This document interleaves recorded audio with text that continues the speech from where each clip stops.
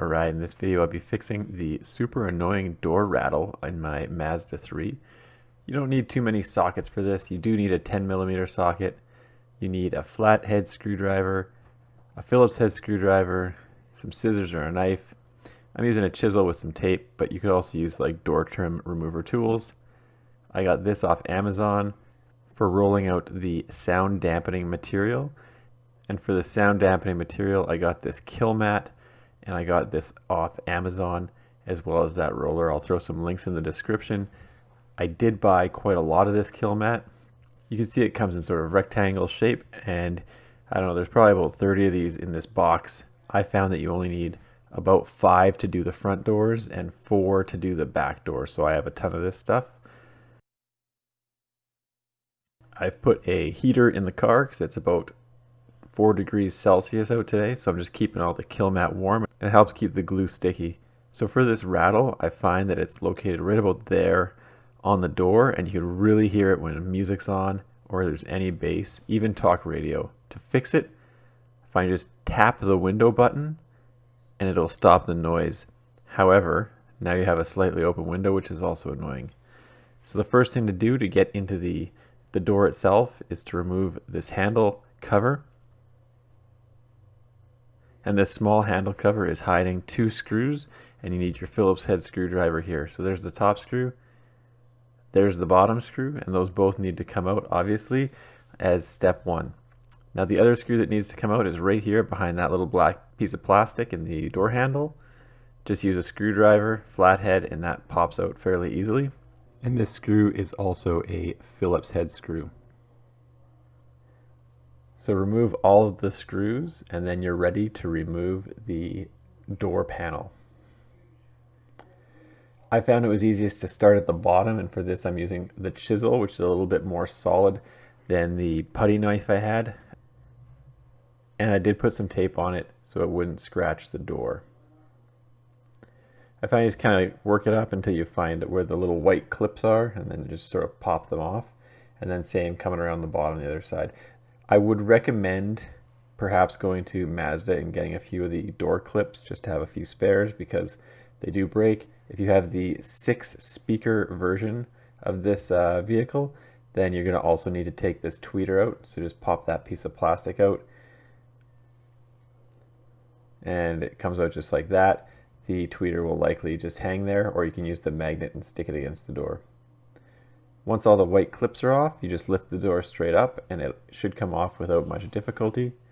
The only other thing to do, there's about 3 electrical connectors that need to be taken off. And you can see you need to push the door handle forward, give it a twist, and feed it back out through the door. Now there's the electrical connectors for the door lock and the power windows that need to come off. And you are going to have to take these white clips off and reinsert them into the door molding prior to putting it back on the vehicle. Now there's about 10 bolts that hold this inner panel in place, and this is also holding up the window. Now I didn't fully remove this piece, I just sort of let it hang, but I found it moves enough that you can actually get the Kilmat in without too much issue. So you get about a foot of space to work with to reach in there, and it was good enough for me. So I find there's sort of 3 specific areas that you can put the sound dampening on, and before I do that, just give them a quick wipe down with some isopropyl alcohol. I didn't use any fancy cutting techniques here. Basically just put a piece in. If it would take the whole piece, I'd stick the whole thing in.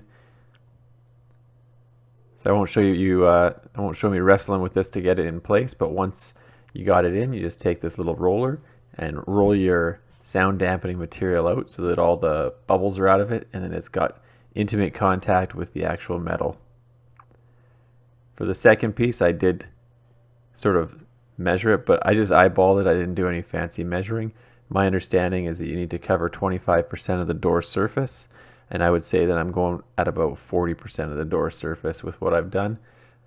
Certainly you can do a better job, but the job I did has completely done the trick. So there's steel bracing in the door, so obviously you got to work around that. So I basically did the door in 3 sections.